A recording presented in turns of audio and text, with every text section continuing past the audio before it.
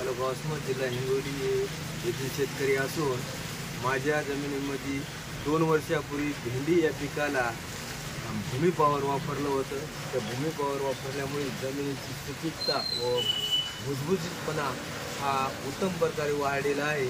त्याच्या अनुभवाच्या पाठीशी गाठ घेऊन मी आज पुन्हा कपाशी या कापसासाठी भूमी पॉवर नेण्यासाठी इथं शिंदे पाटलाच्या दुकानावर आलेला आहे।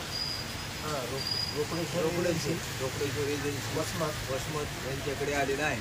हे जिल्ह्याचं काम आपल्याला रोकडेश्वर एजन्सीने घेतलेलं आहे आणि मामाचा हळदीचा सुद्धा अनुभव चांगला आहे आणि त्यांची 2 एकर हळद आहे। त्या गावात जवळपास आपण 100 एकर हळदी प्लॉटला यावर्षी पूर्ण खताचा पुरवठा केलेला आहे। तरी जे काही शेतकरी राहिले ते मामाच्या प्रेरणेतून आणि मामानं पाहुण्या रावण्याला सुद्धा सांगून आज भूमी पॉवरचा जे काही नाव रूपाला आणलं आहे त्याचा अनुभव ते सांगत होते की बुवा जमीन कशी सूक्ष्म निदर्शनातून आलं आहे की जिथं आपण भूमी पॉवर वापरलं आहे तिथली जमीन एकदम भुसभुशीत झाली आणि तिथं गाडुळाची संख्यासुद्धा वाढली। बाकी जमिनी तिथं त्याच वावरात आपण जिथं भूमी पॉवर नाही टाकलं ती जमीन आज जर हात लावली तर ती जमीन कडक लागते आणि ही जमीन भुसभुशीत आहे, एकदम भुसभुशीत जमीन झाली। ही अनुभव आज त्यांच्याकडून आम्हाला पाहायला मिळाले, कारण हे शेतकऱ्याचे अनुभव दुसऱ्या शेतकऱ्याला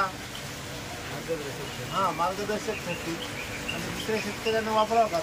भूमी पॉवर हे वापरणं काळाची गरज आहे, कारण शेती वाचविण्यासाठी भूमी पॉवर एक पर्यायी आहे।